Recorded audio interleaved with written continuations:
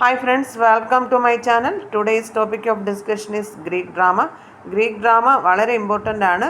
BA English third year drama paper 3 ഡ്രാമയിൽ short question 10 മാർക്സിന് ചോദിക്കുന്ന ഹഡ്സൺ ബേസ് ചെയ്ത ഷോർട്ട് ക്വസ്റ്റ്യനിൽ ഒരു മോസ്റ്റ് ഇമ്പോർട്ടൻറ്റ് ക്വസ്റ്റ്യൻ ആണ് ഗ്രീക്ക് ഡ്രാമ 5 മാർക്സ്.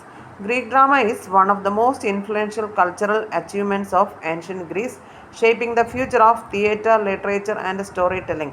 അപ്പോൾ ആൻഷ്യൻ്റ് ഗ്രീസിൻ്റെ കൾച്ചറൽ അച്ചീവ്മെൻറ്റ്സിൽ മോസ്റ്റ് ഇമ്പോർട്ടൻ്റ് ആയിരുന്നു ഏതാ ഗ്രീക്ക് ഡ്രാമ എന്ന് പറയുന്നത്. ഈ ഗ്രീക്ക് ഡ്രാമ എന്തിനെയൊക്കെ ഷേപ്പ് ചെയ്തു? തിയേറ്ററിൻ്റെ ഫ്യൂച്ചറിനെയും ലിറ്ററേച്ചറിൻ്റെ ഫ്യൂച്ചറിനെയും സ്റ്റോറി ടെല്ലിങ്ങിൻ്റെ ഫ്യൂച്ചറിനെയൊക്കെ വളരെ നല്ല രീതിയിൽ ഡെവലപ്മെൻറ്റിലേക്ക് കൊണ്ടുപോയി Greek drama.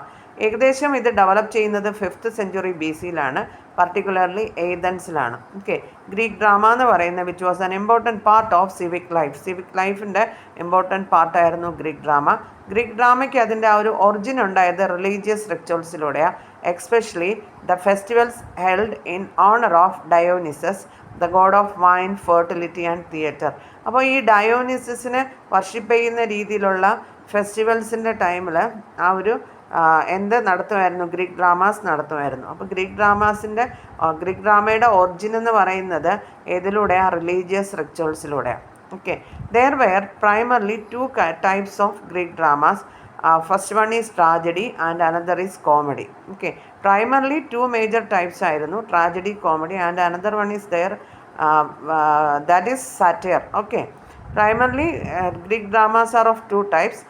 First one is tragedy and the next is comedy. Greek tragedies dealt with serious themes such as love, loss, pride, abuse of power and a relationship between men and gods. Okay, അപ്പോൾ Greek ട്രാജഡിയിലൂടെ deal ചെയ്യുന്ന subjects എന്ന് പറയുന്നത് വളരെ serious ആയിട്ടുള്ള subjects ആയിരിക്കും, അതുപോലെ serious ആയിട്ടുള്ള themes ആയിരിക്കും. അത് ലവ് റിലേറ്റഡ് ആയിരിക്കാം, ലോസ് റിലേറ്റഡ് ആയിരിക്കാം, പ്രൈഡ് റിലേറ്റഡ് ആയിരിക്കാം, അബ്യൂസ് ഓഫ് പവർ റിലേറ്റഡ് ആയിരിക്കാം, and the relationship between men and gods. Okay, ഇങ്ങനെ വരുന്ന തീംസ് ഡീൽ ചെയ്യുന്നു ഇതിലൂടെ, ഗ്രീക്ക് ട്രാജഡിയിലൂടെ.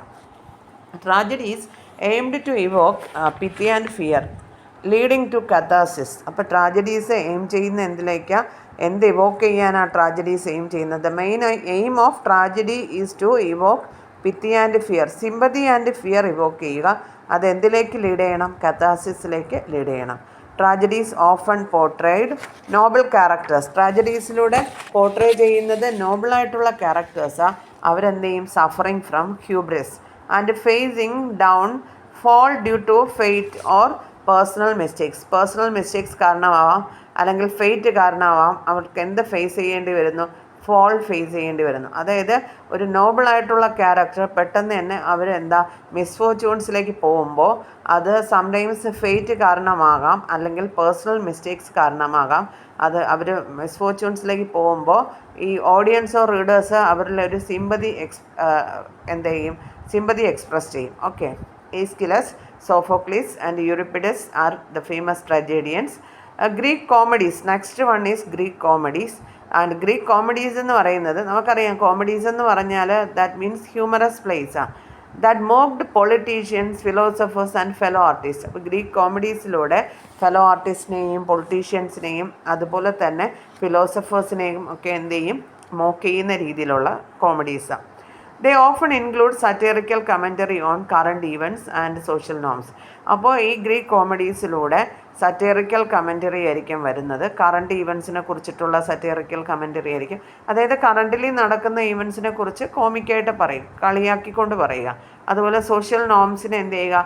സറ്റീറിക്കലായിട്ട് കമൻറ്ററി ചെയ്യുന്നതായിരിക്കും ഈ കോമഡീസിലൂടെ. Aristophanes, Menander were the famous Greek comedians. Structure of Greek drama. Greek ഡ്രാമയ്ക്ക് അതിൻ്റേതായിട്ടുള്ളൊരു സ്ട്രക്ചർ വരുന്നു. First one is prologue.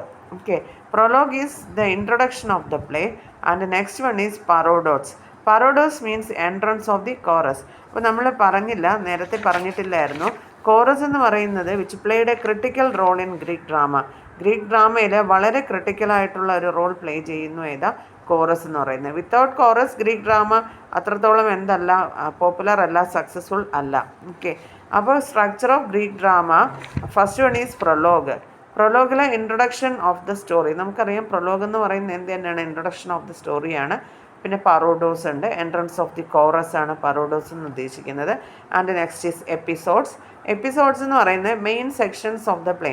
നമ്മൾ ഈ പ്ലേയിൽ സീൻസ് എന്ന് പറയുന്നില്ലേ, ആക്ട് സീൻസ്, ആ സീൻസ് ആണ് എപ്പിസോഡ്സ് കൊണ്ട് ഉദ്ദേശിക്കുന്നത്. ഓക്കെ, ഗ്രീക്ക് ഡ്രാമയിൽ main sections of the play episodes എന്ന മെൻഷൻ ചെയ്യുന്നത്. And stasimon means choral odes between episodes. Last one is exodus. Exodus means conclusion of the play. Okay, അപ്പോൾ ഇതാണ് ഗ്രീക്ക് ഡ്രാമ എന്നുള്ള ഒരു ഷോർട്ട് ക്വസ്റ്റ്യൻ ചോദിച്ചാൽ നിങ്ങൾക്ക് 5 മാർക്സിന് എഴുതാനായിട്ടുള്ള answer. Okay, thank you for watching my video. Please subscribe my channel.